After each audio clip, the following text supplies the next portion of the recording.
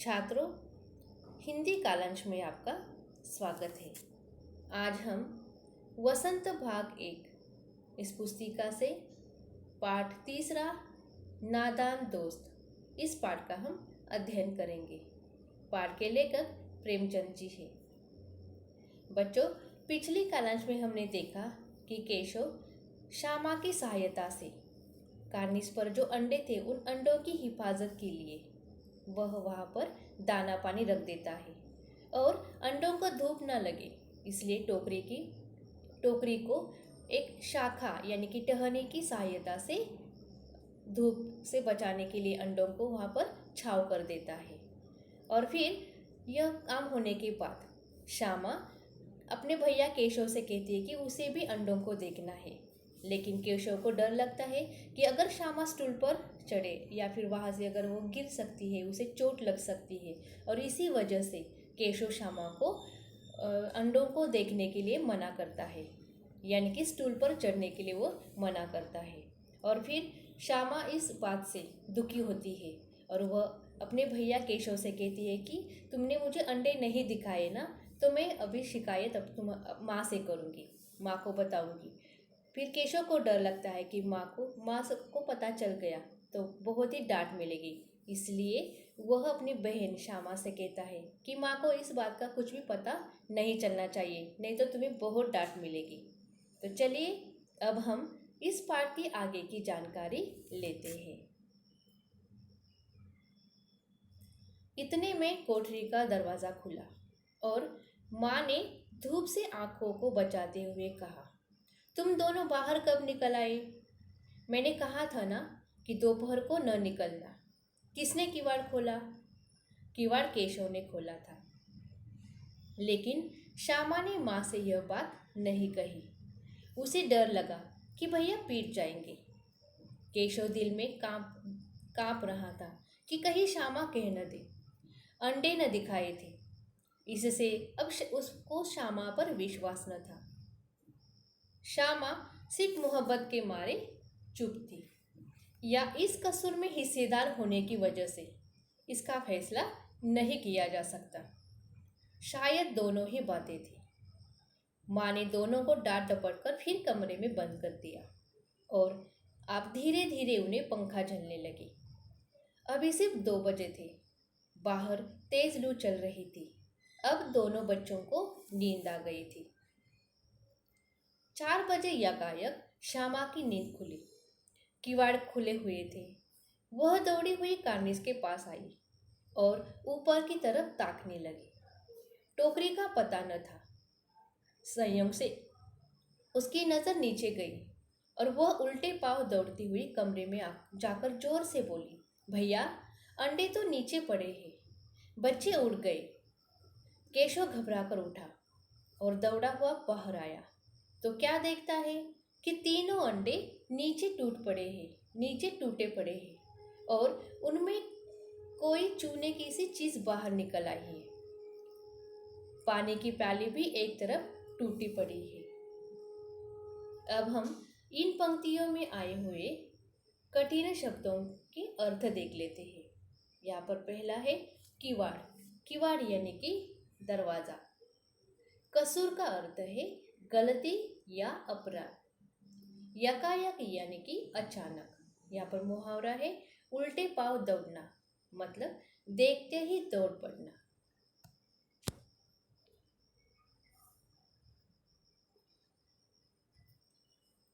यहाँ पर हम देख सकते हैं कि जैसे केशव और श्यामा में बातचीत होती है, केशव श्यामा से कहता है कि इस बात का माँ को पता नहीं होना चाहिए, नहीं तो तुम्हें बहुत डांट मिलेगी। और इन दोनों की बातचीत के दौरान ही कोठरी का दरवाज़ा उनकी माँ कोठरी का दरवाज़ा माँ उनकी खोलती है और फिर अपनी आँखों को धूप से बचाते हुए कहती है कि तुम दोनों बाहर कब निकली? और मैंने बोला था ना, यानी मैंने कहा था ना कि दोपहर को बाहर नहीं आना है। और दरवाज़ा किसने खोला? किवाड़ तो केशव ने ही खोला था, यानी घर का दरवाज़ा जो है वह केशव ने ही खोला था। लेकिन श्यामा ने माँ से यह बात नहीं कही। लेकिन माँ से पूछने के बाद भी श्यामा ने यह माँ को बात नहीं बताई कि दरवाज़ा जो है वो केशव ने ही खोला था। उसे डर लगा था कि यह बताने के बाद माँ केशव को डांट सकती है या फिर भैया को मार पड़ सकती है। और केशव भी डर रहा था कि यह सच बात जो है वो श्यामा माँ से न कहे। अंडे न दिखाए थे, इसलिए उसे लग रहा था, उसे श्यामा पर अब बिल्कुल विश्वास नहीं था। उसे लग रहा था कि ये ज़रूर अभी मेरी शिकायत जो है वो श्यामा माँ से करेगी। श्यामा सिर्फ मोहब्बत के मारे चुप थी, या इस कसूर में हिस्सेदार होने की वजह से। श्यामा ने यह बात इसलिए छुपाई होगी क्योंकि अंडों की हिफाजत करने की जो बात है वो उन्होंने अपनी माँ को नहीं बताई थी, और इसीलिए उसे लग रहा था कि केशव के साथ साथ वह भी इस काम में हिस्सेदार थी, और इसी वजह से उसने अपने भैया का नाम माँ को नहीं बताया था। माँ ने दोनों को डांट पड़कर फिर से कमरे में बंद कर दिया, और फिर उन्हें पंखा झलने लगे। सिर्फ 2 बजे थे और बाहर जो है तेज लू यानी कि गर्म हवा चल रही थी, और फिर अभी दोनों बच्चों को यानी केशव और श्यामा को भी नींद आ गई थी। 4 बजे यकायक श्यामा की नींद खुली। फिर 4 बजे यकायक यानी कि अचानक श्यामा की नींद खुली। दरवाजे जो थे वे खुले ही थे। वह दौड़ती हुई कार्निस के पास आई और ऊपर देखने लगी, तो वहां पर टोकरी नहीं थी, और संयोग से उसकी नज़र नीचे गई और उल्टे पांव दौड़ती हुई कमरे में जाकर जोर से बोली, भैया अंडे तो नीचे पड़े हैं, बच्चे उड़ गए।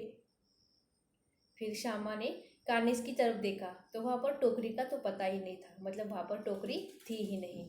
और जैसे ही उसकी नज़र नीचे गई वैसे ही वो उल्टे पांव दौड़ती हुई कमरे में वापस आई और भैया को बोली कि भैया अंडे तो नीचे गिरे हैं, और वहाँ उन अंडों में से जो बच्चे थे वे उड़ गए हैं। केशव घबराकर उठा और दौड़ा हुआ बाहर आया। यह बात सुनते ही केशव भी घबराकर बाहर आया, दौड़ते हुए बाहर आया, और उसने देखा तो तीनों अंडे नीचे टूटे पड़े थे, और उनमें से कोई चूने यानी कि सफ़ेद सी चूने की सी चीज़ जो बाहर निकल आई थी, और पानी की जो प्याली उन्होंने रखी थी वो भी एक तरफ टूटी पड़ी थी।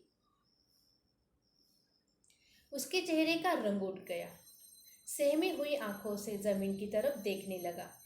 श्यामा ने पूछा, बच्चे कहाँ उड़ गए भैया? केशव ने करुण स्वर में कहा, अंडे तो फूट गए। श्यामा ने कहा, और बच्चे कहाँ गए? केशव कहता है, तेरे सर में, देखती नहीं है अंडों में से उजला उजला पानी निकल आया है। वही तो 2-4 दिनों में बच्चे बन जाते। माँ ने सोटी हाथ में लिए हुए पूछा, तुम दोनों वहां धूप में क्या कर रहे हो? श्यामा ने कहा, अम्मा जी चिड़िया के अंडे टूटे पड़े हैं। माँ ने आकर टूटे हुए अंडों को देखा और गुस्से से बोली, तुम लोगों ने अंडों को छुआ होगा।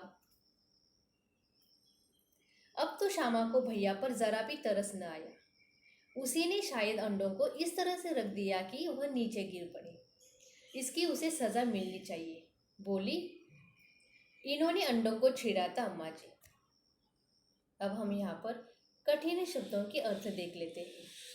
सहमी हुई यानी कि डरी हुई, उजला यानी कि सफेद, सोटी यानी कि छड़ी। यहाँ पर मुहावरा है चेहरे का रंग उड़ना यानी कि डर जाना।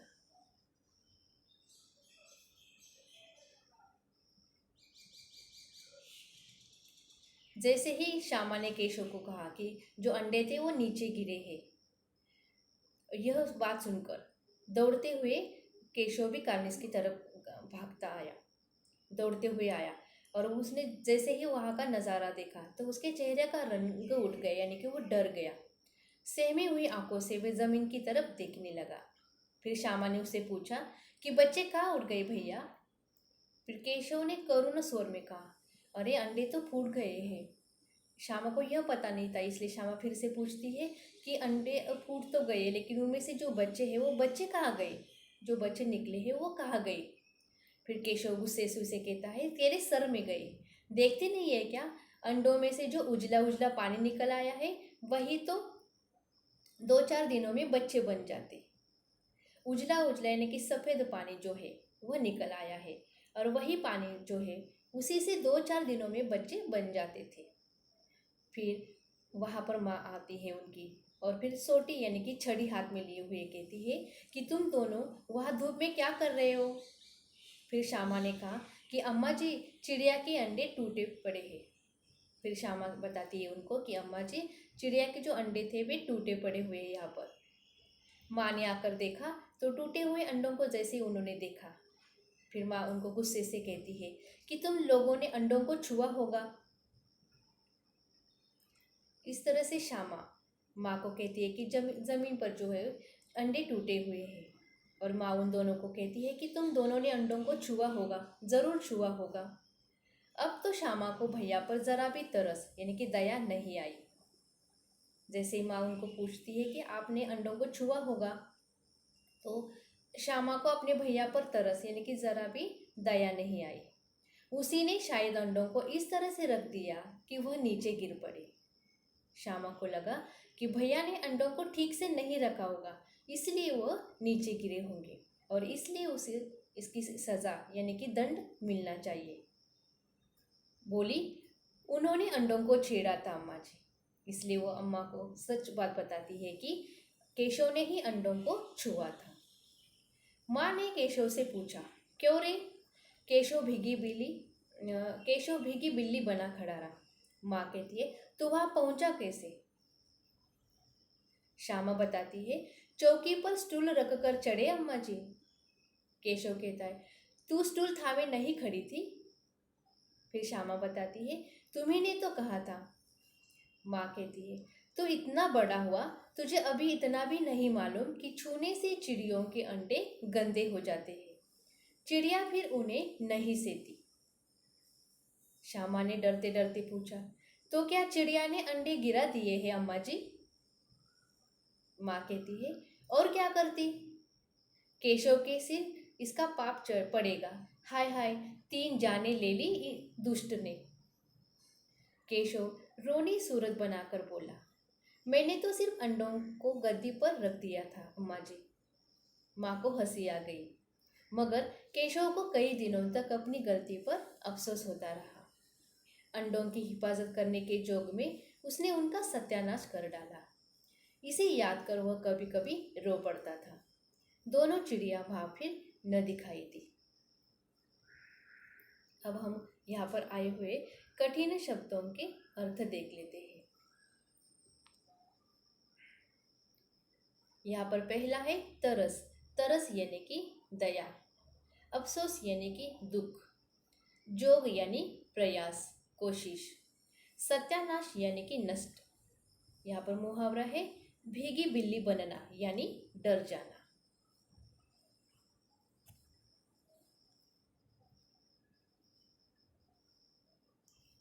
श्यामा अपनी माँ को बताती है कि केशव ने ही अंडों को छुआ था। फिर माँ केशव से पूछती है, क्यों रे? फिर इस सवाल पूछने पर केशव डर जाता है यानी कि भीगी बिल्ली बनकर वहाँ खड़ा रहता है।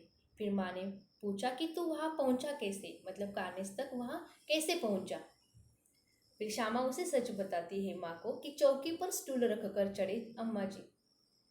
केशव कहता है, तुम भी तो स्टूल थामे नहीं खड़ी थी क्या? मतलब तुमने भी तो मेरी सहायता की थी स्टूल पर चढ़ने के लिए। फिर श्यामा ने कहा, तुम्ही ने तो कहा था, मतलब तुम्ही ने तो मुझे कहा था, इसलिए मैंने स्टूल को पकड़ के रखा था। फिर माँ कहती है कि तू इतना बड़ा हुआ है, तुम्हें इतना पता होना चाहिए था कि अंडों को छूने से चिड़िया के अंडे गंदे हो जाते हैं, और फिर चिड़िया उन अंडों को फिर कभी स्वीकारती नहीं है। श्यामा ने डरते डरते पूछा, तो क्या अम्मा जी, चिड़िया ने ही खुद अपने अंडे गिरा दिए हैं क्या? माँ कहती है, तो और क्या करती वे? केशव के इस सिर पर इसका पाप चढ़े पड़ेगा। श्यामा पूछती है कि तो क्या चिड़िया ने ही उसके खुद के अंडे गिराए हैं क्या? तो माँ उनको बताती है, तो फिर वो बेचारी और क्या करेगी, और यह जो पाप है यह अब केशव के सिर पर पड़ेगा। हाय हाय, इन दुष्ट ने 3 जाने ले ली। इस तरह से वह केशव को डांटती है। केशव रोनी सूरत बनाकर बोला, मैंने तो सिर्फ अंडों को गद्दी पर रख दिया था।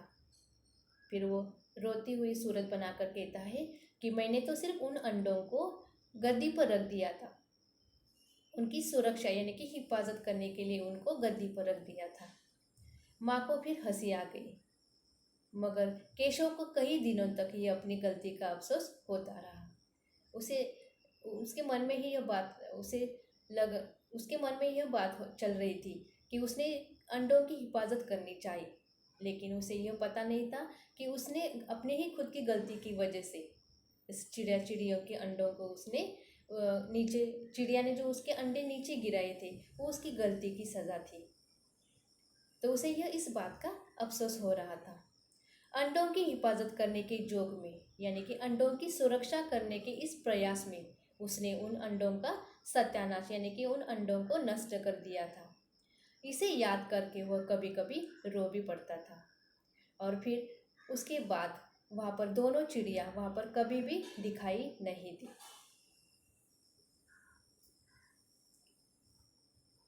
तो बच्चों, हमने इस पाठ से जाना कि बालमन जिज्ञासाओं से भरा होता है। बालक नई नई जानकारियाँ हासिल करना चाहते हैं। आवश्यकता पड़ने पर बच्चों को बड़ों की सहायता अवश्य लेनी चाहिए। तो यहाँ पर हमारा यह जो तीसरा पाठ है, नादान दोस्त, यहाँ पर समाप्त होता है। मुझे आशा है कि इस कालांश में जो मैंने आपको पढ़ाया है वह आपको अच्छे से समझ में आया होगा। धन्यवाद।